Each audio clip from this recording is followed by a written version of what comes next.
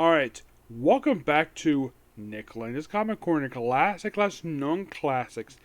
This is episode number 2838 and Doubleshot number 2732. Both these books written by female writers. First up we have is Runaways. Yeah, I know it's covered up by this IL cover. Yeah, the cover is basically, if I can find it, here we go. Yes? Nikki, did you get my text earlier? No. Bailey's present? Yeah, I got that. It's over in the chair. Oh, the chair out in the living room there? Yes, the camel chair. That's where it is. That's what I was trying to find out. Thank you. Mom told me you knew where it was, so now I know. I'll put it in my car so I don't forget. Okay. Anyways, before I was really interrupted, yeah, the cover is basically Gertrude. So, this book collects issues 32 to 38 of this book. 38 is basically the 100th issue of the series. Yep, 100 issues of Runaways. It's good the fact, basically, it had 100 issues. I will get to, basically, that particular issue when I get to it. And, of course, basically, I'll get to my final thoughts later. So, in these issues, of course, you have Rowell on the writing, with Nacha Busso on issue 32, Andreas Golit on issue 33-38, with Andran Alfia on 38, and Chris Aquina also on 38 as well. Yes. So, we open up basically with a new student at school, and it's Gertrude. Well, yeah. And then we pick up pretty much basically right after the events of the previous story arc, where apparently, like, the whole Doc Justice thing basically was just a ruse. Me. Yeah, and of course, basically, like, so, and of course, they basically get pizza. Everything is fine. And then, for some reason, it looks like Nico is expecting Corolla. She's out of bed. Like, everything seems like go back to normal, and Chase does his own thing, and then Molly looks at the Coca-Cola website. Yep. And then, of course, it's a bit of time travel, and then, of course, and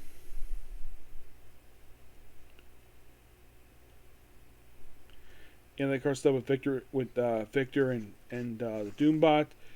Everything's going fine, and the magic, and then, of course, then the son of the basically, Gra basically proceeds to turn like humanish, and everything seems fine. Yep, and he goes to school, and basically becomes like basically really good at sports. There's stuff here with Nico and Corolla, where Corolla is crying, and she's supporting her girlfriend, which is quite nice. And it's like, oh no, clouds. Of course, a clear cloud cover, and then we see her in a bikini. Yep. And of course, Gertrude's back to school because she wanted to go back to school anyways. And they still haven't fixed the freaking wall yet. I'm like, I get the fact that I can't afford some stuff, but the kid at least trying to find a way to fix the wall. Everything seems fine. And then freaking Wolverine Pixie show up. Yep.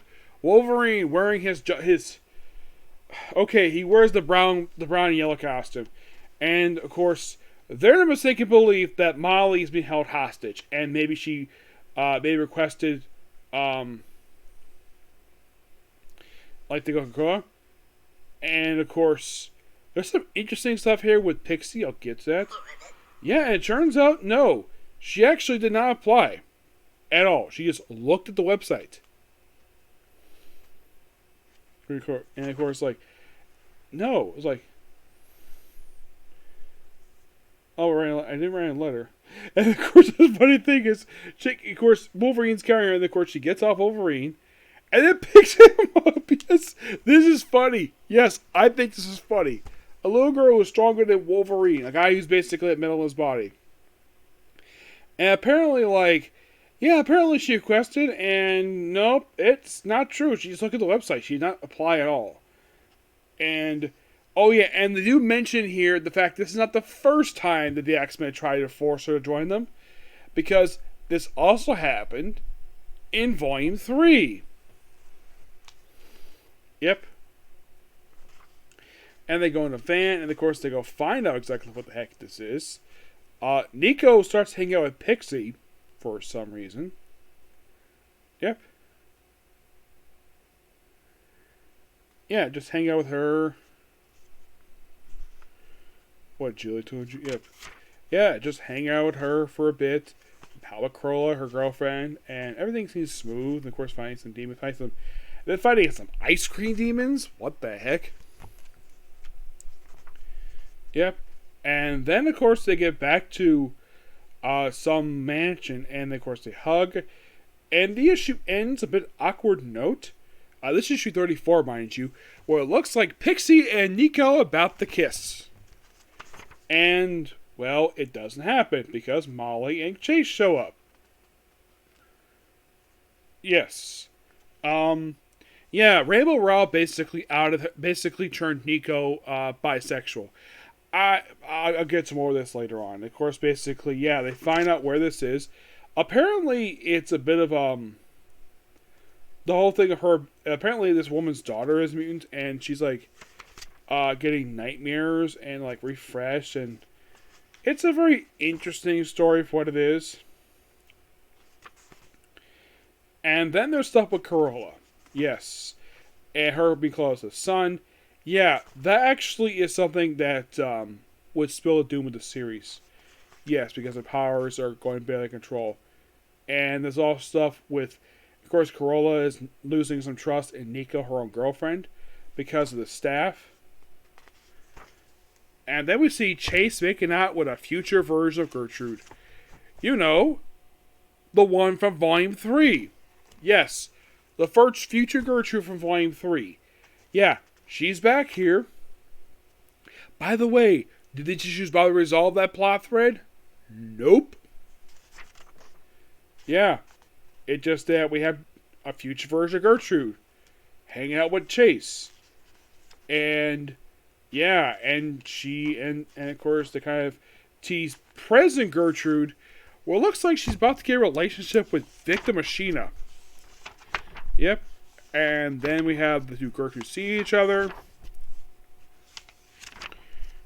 And so with Dr. Doom here, and of course, the Nico takes out her staff. And one thing this volume did do was basically have her stop doing a thing where she has to slice her hand and it'll get the staff to come out.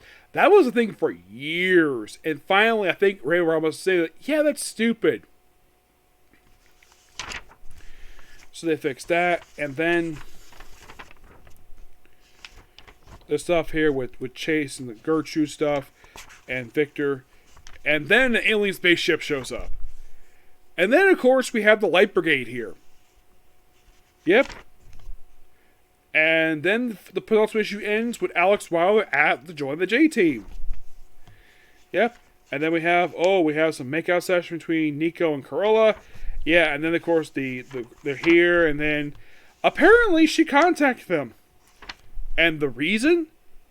Because her light powers aren't exactly working properly, so she wanted to go contact with the Light Brigade stuff here with Gertrude, and then of course you have Molly on the phone with probably a friend of hers, and we have this weird conversation like, oh look, it's two Gertrudes, future Gertrude and present Gertrude, and they look like a future of like look like a version of like Days Future Past, which is something. Yep. And then, of course, we come to the final issue. Come toward the end of this book. Corolla's asked Nico to come with her. And, of course, yeah. And then, for some reason, Gertrude's parents return. And I'm like, weren't these people dead? Didn't these people die back in Volume 1? Yeah, and then, of course, like,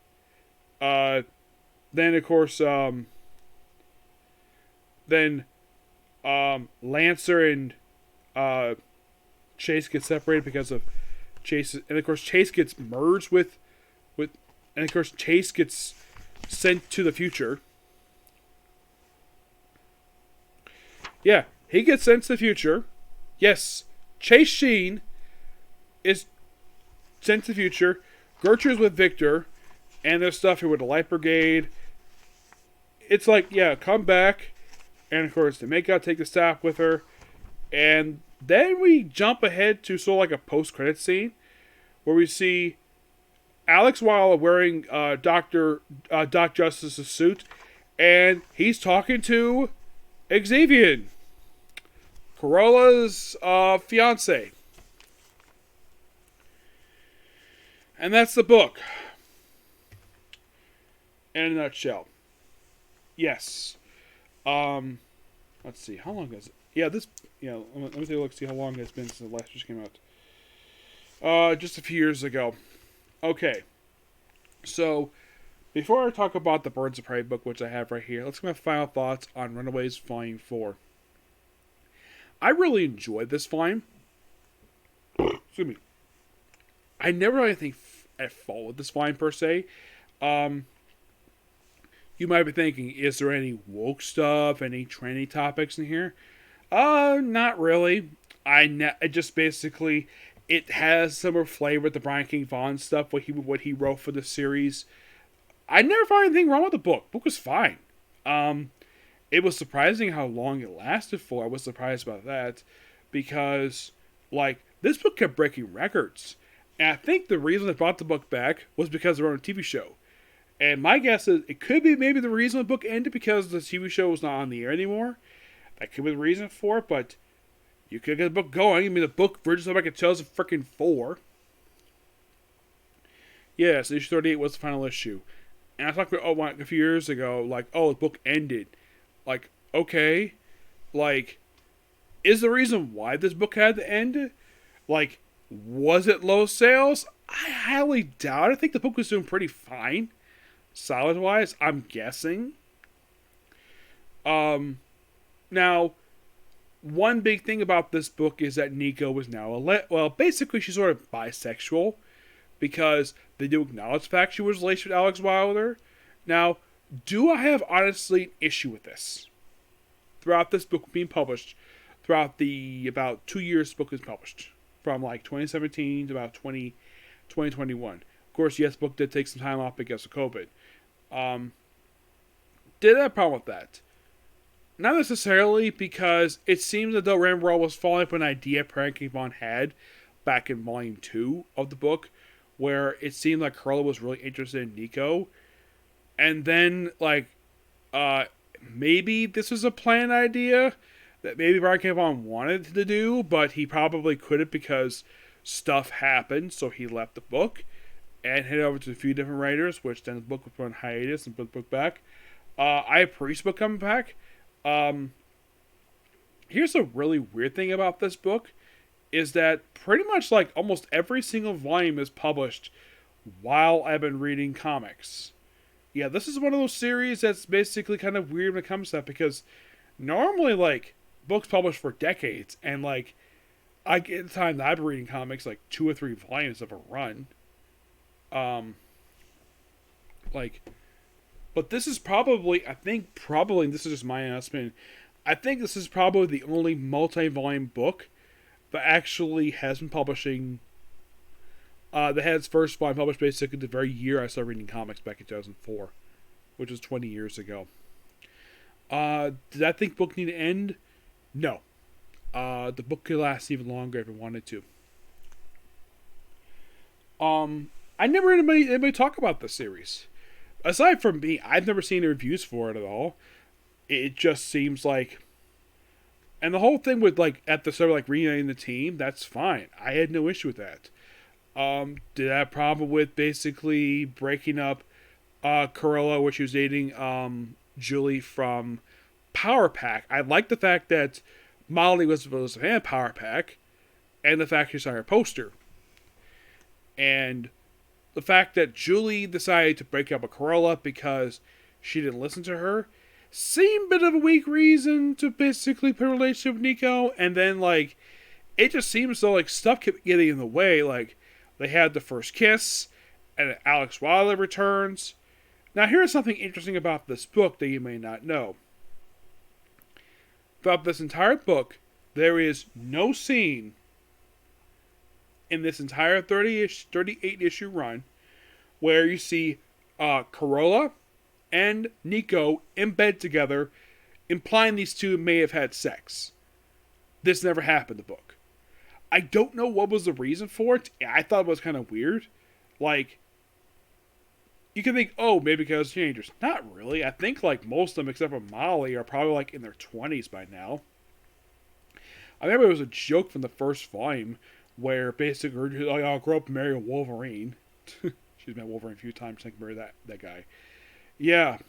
The ending itself, I felt, was a bit forced on the book.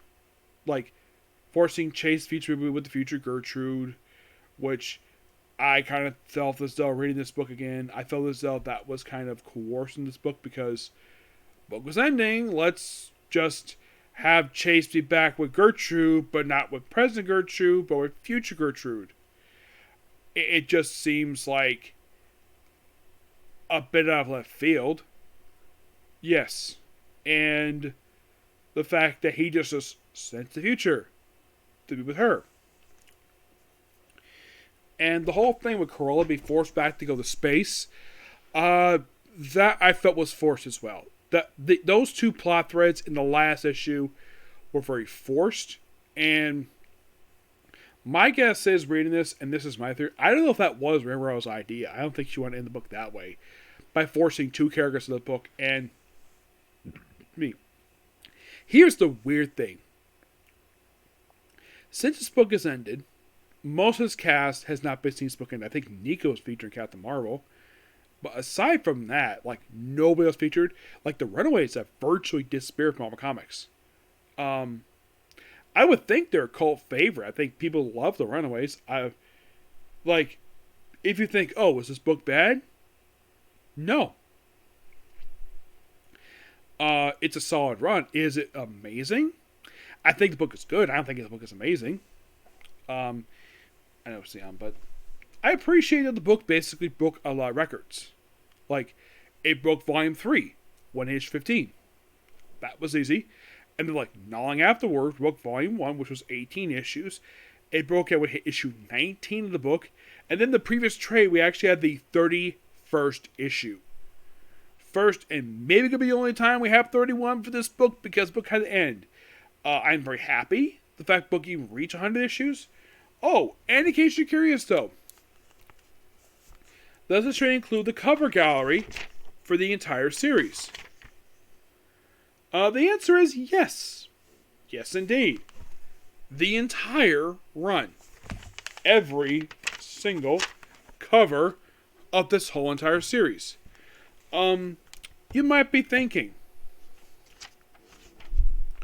with this book, does the Civil War Young Avengers / Runaways and Secret Invasion Young Avengers / Runaways, is that kind of part of the numbering for Runaways? I am looking at this, and the answer is no. They are mostly put side books. And I appreciate this book. This is one of those books actually got this thing correct. Where, yeah, start here. Some books basically rather you have start certain characters' runs like at the wrong place. Like, start Guardians of the Galaxy. Marvel has, start Bendis' run. I'm like, no. You start with Annihilation. Then you go from Annihilation all up to Bendis' run. The Annihilation is where you start with. And it's kind of the same with Captain Marvel. They have where to start with that volume instead of Callis Hong's run. It's like maybe some things are embarrassed by. At least this book not embarrassed by anything. Yes. So that's the long, just the short of it when it comes to this book. Yes.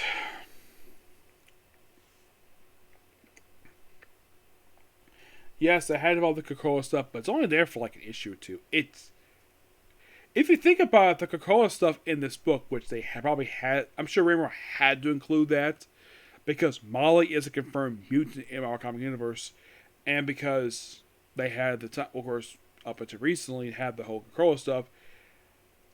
My guess is that they, and this is pure guesswork on my part, I'm guessing that was probably an editorial mandate.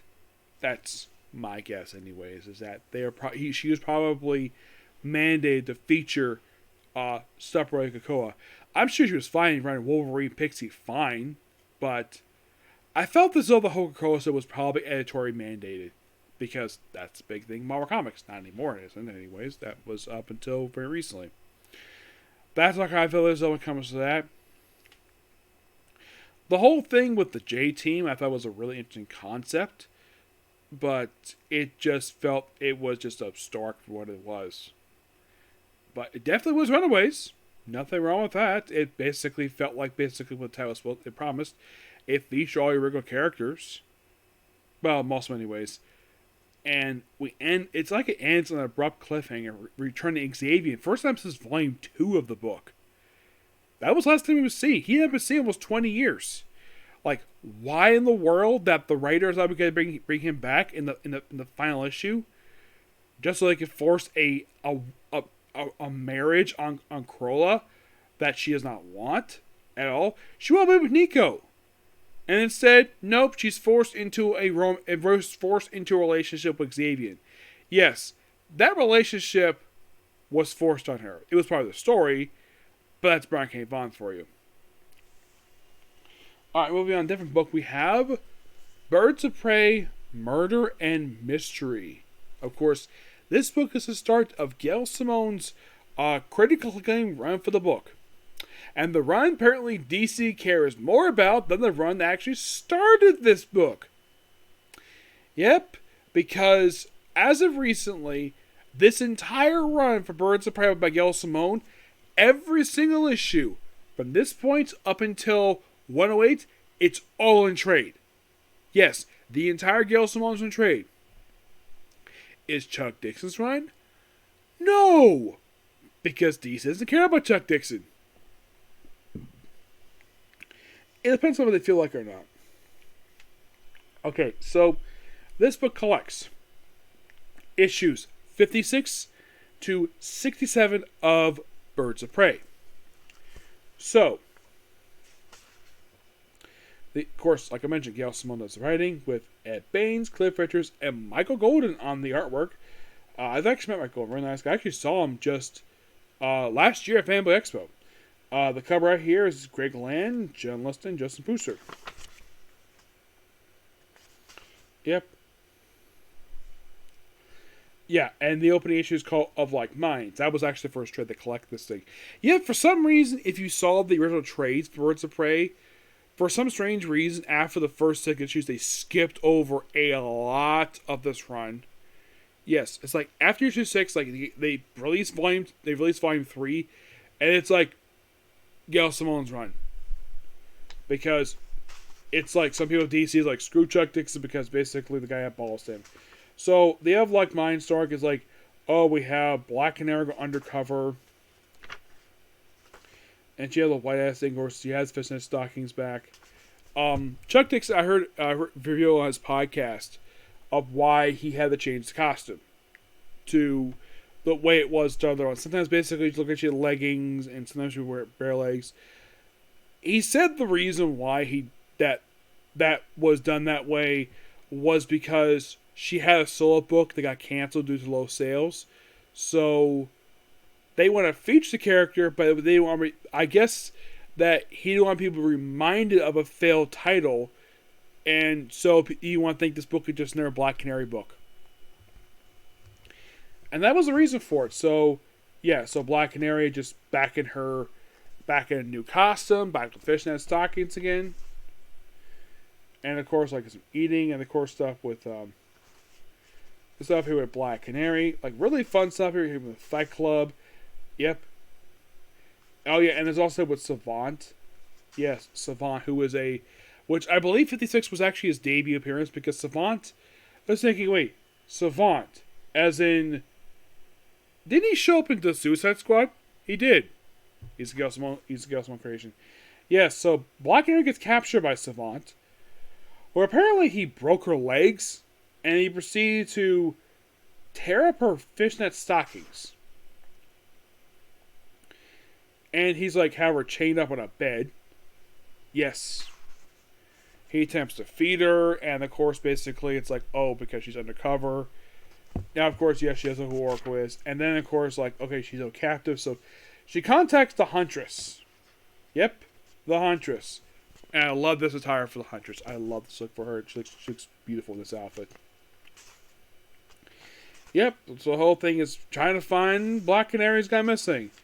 Oh, yeah, and also they find a baby thing that was missing, and then we have this guy who breaks in, and he doesn't have his gun.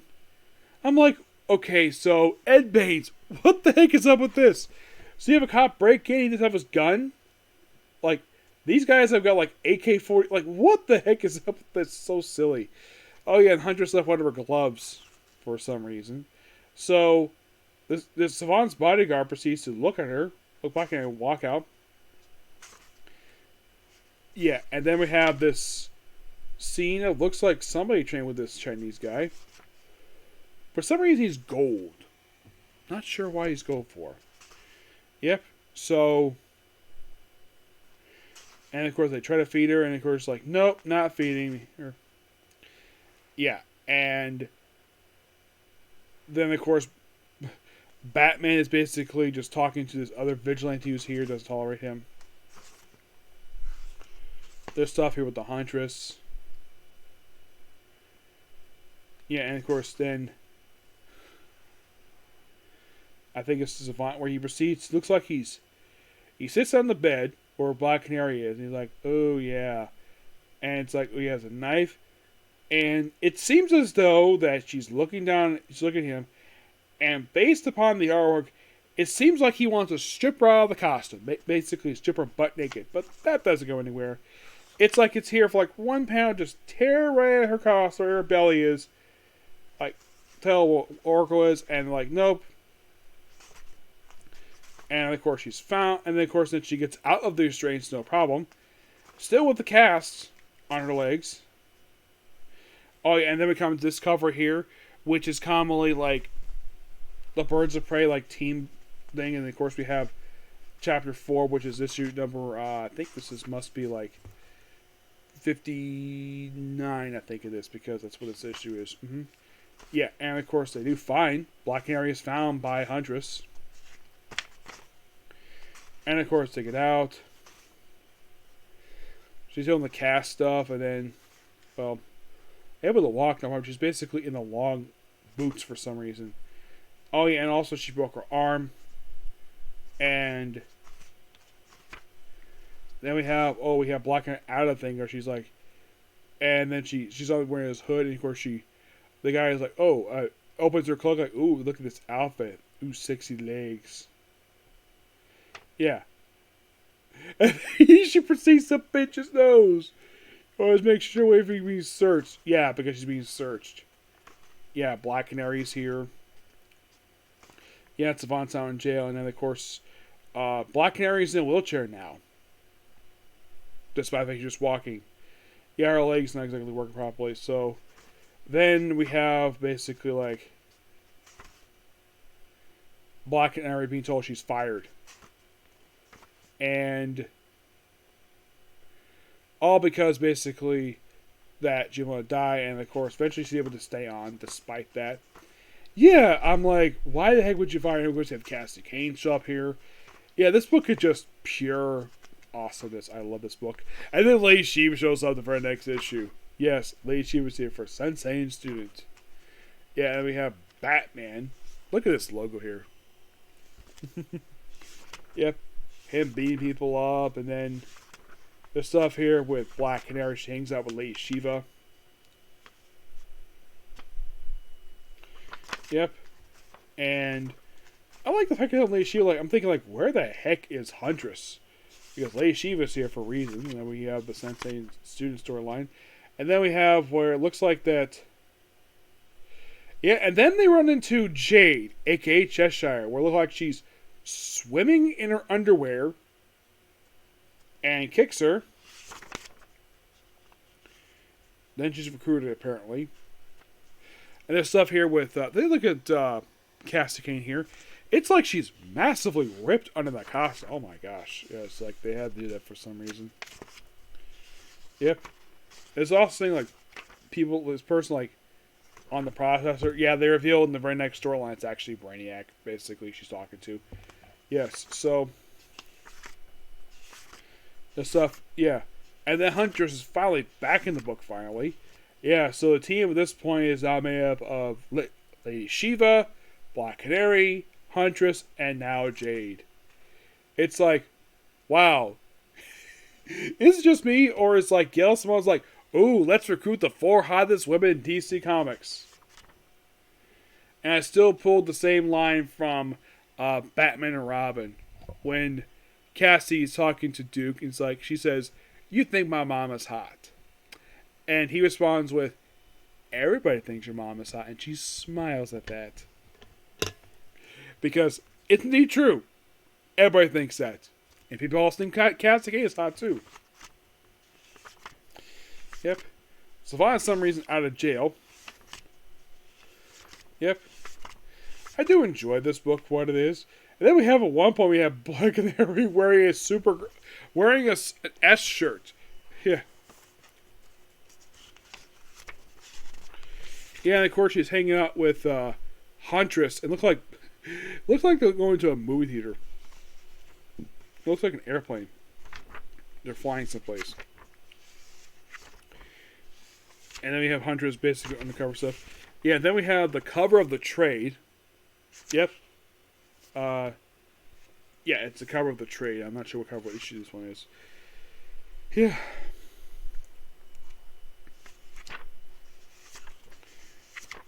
Oh, in case you're curious stuff for these new printing, is this like combination of like 2 trades?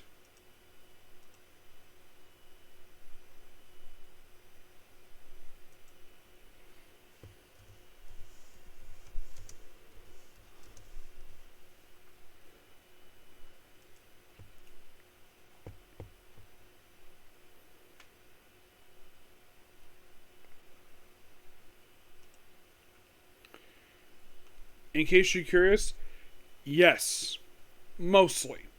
It collects basically, like, of like minds, collects that entire trade. It takes that trade plus most of Sensei's students. That's in this trade here. And I'll talk more about it in just a minute, basically, for new printing, because it's quite interesting, to say the least. Yes. Mm-hmm. Ian Huntress is doing her own thing here. We have Black Canary, and of course you have lovely ladies being seductive as possible. Yes. And then we have a flashback issue. Yes, a flashback issue. Where you have Black Canary look like... I think they look like this. Also, look like they changed artists for this issue. It's Michael Golden. I love this artwork here. It's so good. Yep. But, yeah, it's basically going to a party. Yeah, Black Canary goes to a party and see a flashback. It looks like of the Golden Age Black Canary, which is Black Canary's mom. Yep. Yeah, and of course you have this guy being killed in front of Black Canary.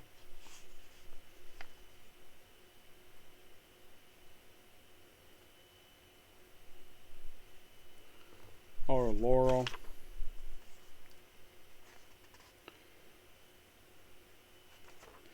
And of course they investigate possibly like this.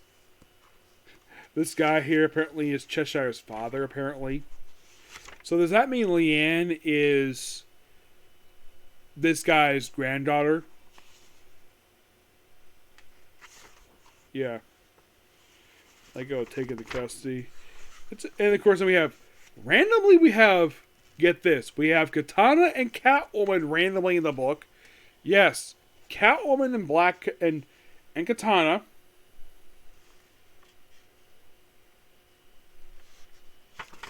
Because, of course, Birds of Prey is expanding. Yeah, and then, of course, like... And then we have Diana switch to her mom's old outfit. Yep. And they solve the whole Sensei thing here. And then, like, she kind of continues work with them. And that's the book in a nutshell. This book is really good. I thoroughly enjoyed this book. I give this book a 10 out of 10. Yep, and can you believe for Volume 1, there's like 1 trade left? Prodigy. Yeah, so before I end this video here, let's talk about these other trades here that I have discussed previously. Hero Hunters. It's basically, which I collected issues 68 to 80, which I discussed previously. That is basically like the last issue of Sensei Student goes the entirety of between Darkness and Dawn, and most Battle Within, it basically collects the first 5 issues of that trade there. And then like Fires by Trade, which I do own this one. That's 81 to 91. This is basically like just the rest of Battle Within and most Perfect Pitch, including the one issue skipped over. Yep. Prodigy is basically for the rest of Perfect Pitch, and goes straight into covers pretty much the entirety of Blood and Circuit. That's basically what that is collecting there. Whitewater, which collects basically 104 to 112. That is basically like the entirety of Dead Winter and almost the entirety of Club Kids except for the last issue, which they put that in the next trade at the end of the beginning, which collects issues 113, 127, which is basically like that last trade there, last issue of Club Kids, the entirety of Metropolis Dust and Platinum Flats, and 2 of the issues collecting Oracle the Cure. Plus, they even collected the uncollected 25. Yes.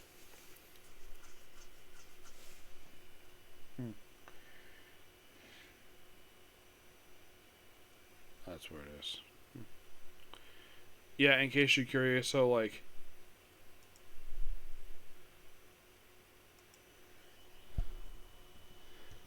with this, basically, like, have more issues left to go for Volume 1 to review. 8 plus 5, that's like 13. Plus 11, that's like 24. 25. Plus like 12. That's like 37. It's basically 49 issues left to go for the entire volume. For the whole series to review, I'm looking at the thing here. I think it's like I think it's almost 60 issues. I've still got a while to go for this one. Yep. So yeah, this particular review. Please be sure to like, comment, subscribe, turn notifications, and do the dislike button. I thought I would try to do one more anime, but don't have time to right now. So that's going to be done tomorrow. But I'll start with the Miss Demon King Academy. And I'd probably just go ahead and do my next comic corner because I don't have time to do anime right now. So I'll do my next comic corner. Okay? But you next video. Bye.